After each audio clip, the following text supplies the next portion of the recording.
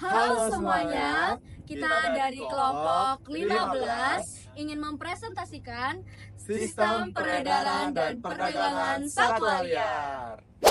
Halo semuanya, perkenalkan nama aku Gendelang Angatnyana dengan akhiran NIM 48. Halo semuanya, perkenalkan nama aku Ikadek Surya Metranata dengan akhiran NIM 062. Perkenalkan, saya Vika Sinaga dengan akhiran NIM 19.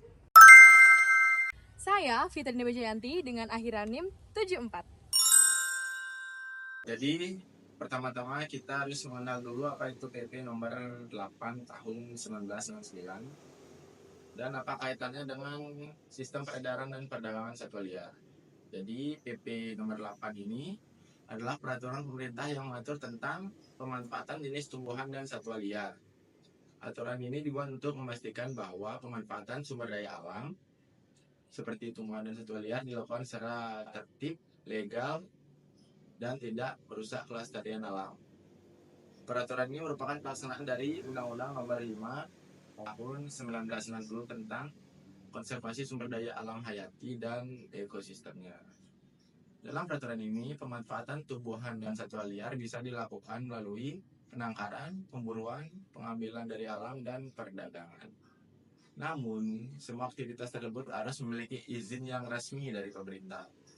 Jenis-jenis yang dilindungi tidak boleh diambil dari alam secara bebas atau diperjualbelikan sembarangan, kecuali berasal dari penangkaran yang sah. Pemerintah juga memiliki kewenangan untuk mengawasi, mengontrol, dan memberikan sanksi bagi pelanggar terhadap peraturan ini.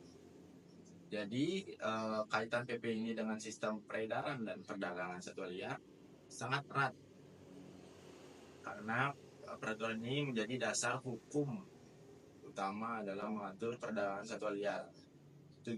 Tujuannya adalah mencegah pemburuan liar dan perdagangan ilegal, serta menjaga kelestarian satwa yang terancam punah. Dengan adanya aturan ini, perdagangan satwa liar bisa dilakukan secara bertanggung jawab, legal, dan sesuai prinsip konservasi. Oke, next. Peredaran dan perdagangan satwa liar. Apa sih definisi kedua ini? Peredaran adalah segala kegiatan yang berkaitan dengan perpindahan atau distribusi spesimen tumbuhan dan satwa liar yang dapat mencakup mengumpulkan, membawa, mengangkut, dan memelihara. Selanjutnya yaitu perdagangan satwa liar adalah aktivitas jual beli atau memperniagakan satwa liar baik dalam kehidupan mati atau hidup, serta bagian-bagiannya atau produk olahannya. Perdagangan ini bisa legal jika dilakukan sesuai dengan peraturan yang berlaku, misalnya satwa hasil penangkaran yang memiliki izin, atau ilegal jika melibatkan satwa yang dilindungi tanpa izin atau tidak sesuai prosedur yang ditetapkan. Perdagangan satwa ilegal, satwa liar seringkali disebut sebagai kejahatan terorganisir yang berdampak serius pada kelestarian spesies dan ekosistem. Dalam pasal 1, ayat 15 Peraturan Pemerintah Nomor 8 di tahun 1999 yang dimaksud dengan peredaran tumbuhan dan satwa liar adalah kegiatan membawa, mengangkut, mengirim, atau menerima tumbuhan dan satwa liar baik di dalam negeri maupun di luar negeri, yang artinya semua aktivitas yang melibatkan pemindahan spesimen satwa liar baik dalam kondisi hidup maupun mati, termasuk bagian tubuh, hasil olahan, atau produk turunannya dalam skala nasional atau lintas batas negara. Peredaran ini bisa legal, bisa sesuai izin yang diatur pemerintah, atau ilegal jika tanpa izin dan melanggar ketentuan konservasi. Sementara dalam pasal 1 ayat 16 yang dimaksud dengan perdagangan adalah kegiatan memperjualbelikan, tukar-menukar, atau memperdagangkan tumbuhan dan satwa liar baik di dalam negeri maupun ke luar negeri. Artinya, kegiatan komersial seperti jual beli, barter, atau transaksi dagang terkait tumbuhan dan satwa liar bisa dilakukan oleh individu, kelompok, maupun badan usaha. Seperti peredaran, kegiatan ini juga harus mendapatkan izin dan memenuhi syarat konservasi sesuai ketentuan hukum.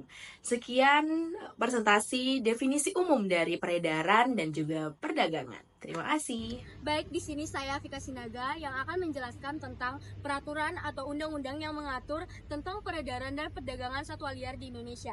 Yang pertama ada Undang-Undang Nomor 5 Tahun 1990 tentang konservasi sumber daya alam hayati dan ekosistemnya, di mana undang-undang ini berisi tentang pelarangan penangkapan, pemburuan, pemeliharaan, dan perdagangan satwa liar yang dilindungi tanpa izin resmi. Yang kedua ada Peraturan Pemerintah Nomor 8 Tahun 1999 tentang pengawetan tumbuhan dan satwa yang mengatur tentang perdagangan satwa liar, termasuk kewajiban memiliki dokumen sah, izin perdagangan, dan standar penangkaran.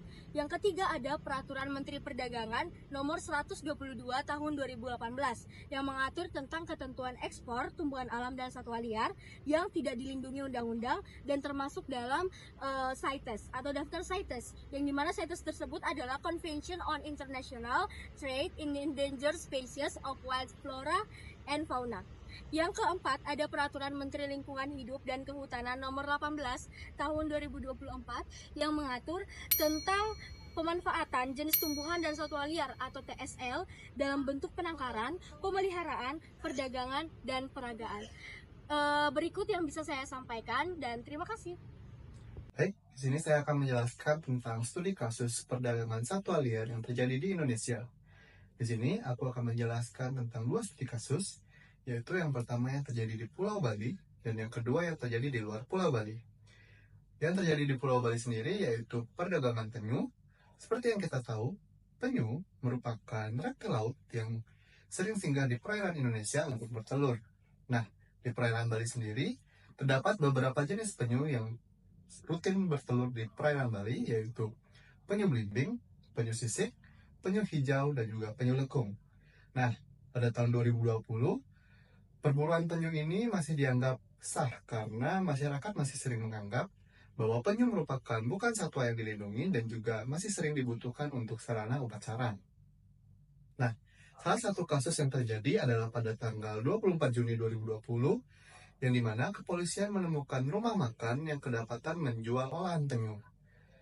Berdasarkan sidak tersebut didapati barang bukti yaitu 12 ekor penyu, 7 bangkai kura-kura, dan juga 20 potongan kura-kura. Nah, berdasarkan barang bukti tersebut, pemilik rumah makan dibawa ke Pengadilan Negeri Denpasar dan juga untuk disidang.